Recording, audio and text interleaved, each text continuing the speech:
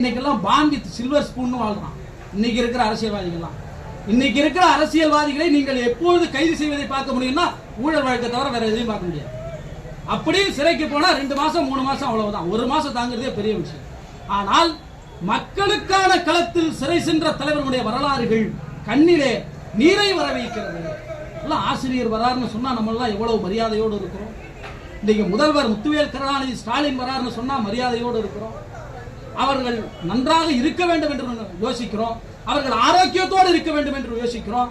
ஏனென்றால் அந்த மூளை நமக்காக சிந்திக்கிறது. ஏனென்றால் அந்த உழைப்பு நமக்கானது, நம்முடைய பிள்ளைகளுக்கானது, நம்முடைய தலைமுறைக்கானது என்று நினைக்கிறோம்.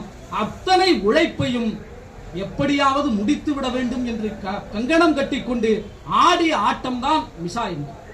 சாதாரண ஒரு மிகப்பெரிய போராட்டத்தை கடந்து நாம் தலைவர்கள் எல்லாம் உயிர் பிழைத்து வந்திருக்கிறார்கள் என்பதை சோலை அவர்கள் பதிவு செய்கிறார்கள்.